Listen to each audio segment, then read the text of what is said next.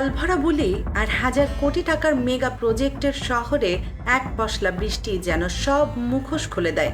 Smart সিটির যে স্বপ্ন আমাদের দেখানো হয়, সামান্য কয়েক ঘন্টার টানা বর্ষণেই তা ধুয়ে মুছে একাকার হয়ে যায়। খোদ রাজধানী ঢাকা যখন একটু বৃষ্টিতে বিশাল লেকে পরিণত হয়, তখন দেশের সাধারণ মানুষের মনে একটি আক্ষেপই বারবার ফিরে আসে।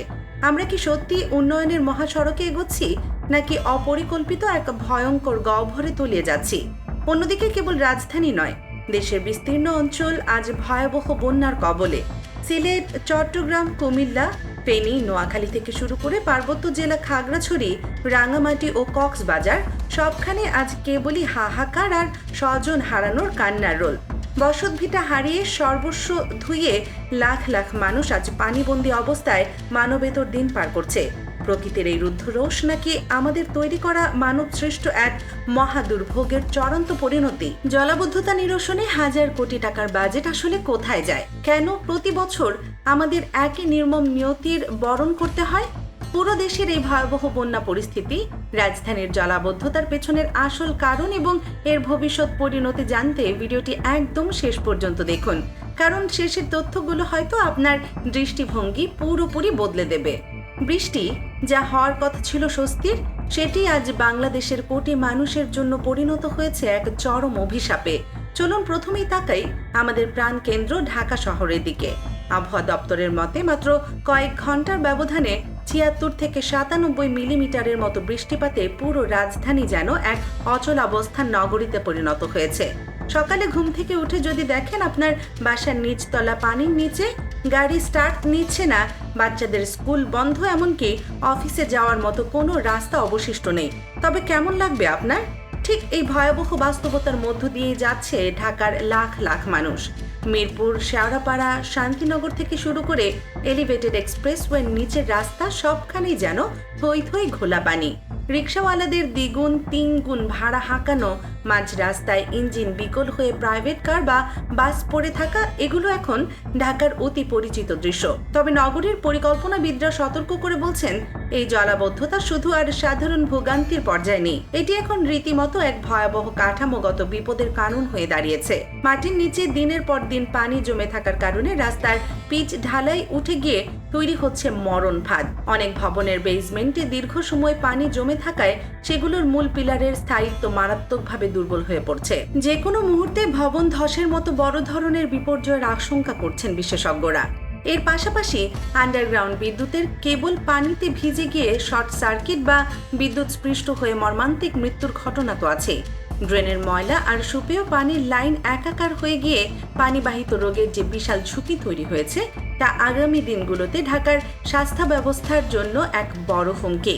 এখন সবচেয়ে বড় প্রশ্ন হলো, এই জলাবদ্ধতা নিরসনে প্রতি বছর হাজার হাজার কোটি টাকার যে বাজেট বরাদ্দ হয়, সে টাকাগুলো কোথায় যায়?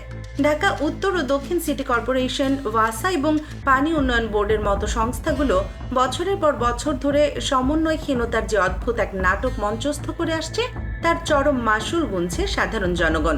শুধু গত কয়েক বছরেই ঢাকা শহরের জলাবদ্ধতা নিরসনে সিটি কর্পোরেশন প্রায় ২০০ কোটি টাকার বেশি বরাদ্দ রেখেছিল। খাল উদ্ধার ও উন্নয়নের নামে প্রায় ৯০০ কোটি টাকার মেগা প্রকল্প হাতে নেওয়া হয়েছিল। কিন্তু নির্মম বাস্তবতা হলো, ঢাকার ৬৫টিরও মতো প্রাকৃতিক খাল আজ হয় প্রভাবশালীদের অবৈধ দখলে, নয়তো ময়লার ভাগাড়ে পরিণত হয়েছে। বিশেষজ্ঞদের মতে অপরিকল্পিত নগরায়ন এবং শহরের প্রায় পুরো অংশকে কংক্রিটে ঢেকে ফেলার কারণে বৃষ্টির পানি মাটির নিচে যাওয়ার কোনো জায়গায় আর অবশিষ্ট নেই। সেবা সংস্থাগুলোর মাঝে ন্যূনতম কোনো সমন্বয় নেই। এক সংস্থা রাস্তা বানায় তো আরেক সংস্থা পরের দিনই তা খুঁড়ে ফেলে। এই চরম অব্যবস্থাপনা ও দুর্নীতির কারণে হাজার হাজার কোটি টাকার প্রকল্পগুলো আজ সাধারণ করদাতার কোনো কাজে আসছে না। রাজধানীর এই করুণ দশার পাশাপাশি বঙ্গোপসাগরে সৃষ্ট লঘুচাপ ও সক্রিয় মৌসুমী বায়ুর প্রভাবে দেশের দক্ষিণ পূর্বাঞ্চল এবং উত্তর পূর্বাঞ্চলে যে প্রলয়ঙ্কারী বন্যা দেখা দিয়েছে, তা অতীতের অনেক রেকর্ড ভেঙে দিয়েছে। চট্টগ্রাম বিভাগের অবস্থা সবচেয়ে বেশি শোচনীয়। কক্সবাজার, বান্দরবান, রাঙামাটির পাহাড়ি এলাকায় টানা বর্ষণে পাহাড় ধসে এরই মধ্যে বহু মানুষের মর্মান্তিক মৃত্যু হয়েছে। রোহিঙ্গা ক্যাম্পগুলোতে পাহাড় ধসের ঘটনা পরিস্থিতিকে আরও জটিল করে তুলেছে। অন্যদিকে ফেনী, কুমিল্লা, নোয়াখালী, খাগড়াছড়ি সহ বিস্তীর্ণ অঞ্চল আজ পানির নিচে। অনেক এলাকায় যোগাযোগের একমাত্র মাধ্যম এখন নৌকা। লাখ লাখ মানুষ গৃহহীন হয়ে আশ্রয় কেন্দ্রগুলোতে ঠাঁই নিল, সেখানে দেখা দিয়েছে চরম খাদ্য ও বিশুদ্ধ পানির সংকট। বর্তমান বন্যা পরিস্থিতি নিয়ে জলবায়ু বিশেষজ্ঞরা যে সতর্কতা দিচ্ছেন তা রীতিমতো শিউরে ওঠার মতো। তারা বলছেন, বৈশ্বিক জলবায়ু পরিবর্তনের কারণে অতিবৃষ্টি ও বন্যার প্রকোপ আগামীতে আরো ভয়াবহ রূপ নেবে। একদিকে উজানের ঢল, অন্যদিকে দেশের অভ্যন্তরে অপরিকল্পিত বাঁধ নির্মাণ, নদী দখল এবং নদীর নাব্যতা হ্রাসের কারণে পানি সহজে নেমে যেতে পারছে না। যে নদীগুলো একসময় বন্যার বিপুল পানি ধারণ করত, আজ বালুদস্যু ও ভূমিদস্যুদের কারণে সেগুলোর শ্বাসরোধ হয়ে গেছে। ফলে একটু বেশি বৃষ্টি হলেই লোকালয়ে পানি ঢুকে পড়ছে। সেনাবাহিনী, নৌবাহিনী, ফায়ার সার্ভিস এবং বিভিন্ন স্বেচ্ছাসেবী সংগঠন দিন রাত এক করে উদ্ধার কাজ চালিয়ে যাচ্ছে। কিন্তু দুর্গত এলাকার বিশালত্ব এবং পানির তীব্র স্রোতের কারণে অনেক প্রত্যন্ত অঞ্চলে এখন পর্যন্ত পর্যাপ্ত ত্রাণ পৌঁছানো সম্ভব হয়নি। দিনমজুর বা রিক্সা চালকরা যারা দিনের আয় দিয়ে দিন পার করেন, তাদের অবস্থা সবচেয়ে করুণ।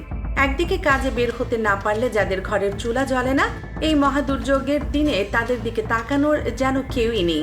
এই বৈষম্য আর দুর্ভোগ আমাদের চোখে আঙুল দিয়ে দেখিয়ে দেয় যে আমাদের উন্নয়ন পরিকল্পনাগুলো কতটা ভঙ্গুর এবং দূরদর্শিতাহীন। বিশেষজ্ঞরা বারবার একটি কথার উপরে জোর দিচ্ছেন, টেকসই ও সমন্বিত পরিকল্পনা শুধু মেগা প্রজেক্টের নামে কংক্রিটের জঙ্গল বানালেই হবে না, ঘনবসতিপূর্ণ এই শহরের সমাধান হবে না। ড্রেনেজ ব্যবস্থাকে আধুনিক ও বিজ্ঞানসম্মত করতে হবে। বেদখল হওয়া খাল ও নদীগুলোকে যে কোনো মূল্যে উদ্ধার করে পানির স্বাভাবিক প্রবাহ নিশ্চিত করতে হবে। সিটি কর্পোরেশন, ওয়াসা এবং পানি উন্নয়ন বোর্ডের মধ্যে একে অপরকে দোষারোপ করার যে সংস্কৃতি, তা থেকে বেরিয়ে এসে কঠোর জবাবদিহি নিশ্চিত করতে হবে। দুর্নীতির কালো হাত ভেঙে দিয়ে বাজেটের প্রতিটি টাকার সঠিক ব্যবহার নিশ্চিত না করতে পারলে প্রতি বছরই আমাদের এই একই সংবাদ পড়তে হবে। প্রকৃতি যখন প্রতিশোধ নেয়, তখন সে ধনী গরিব শহর গ্রাম কোনো কিছুই চেনে না। আজ যদি আমরা সচেতন না হই, পরিবেশ ধ্বংসের এই উন্মুক্ততা যদি বন্ধ না করি, তবে আগামী প্রজন্মের জন্য আমরা এমন এক বাংলাদেশ রেখে যাব যা বসবাসের অযোগ্য এক বদ্ধ ভূমিতে পরিণত হবে। বন্যায় ক্ষতিগ্রস্ত প্রতিটি মানুষের প্রতি আমাদের গভীর সমবেদনা।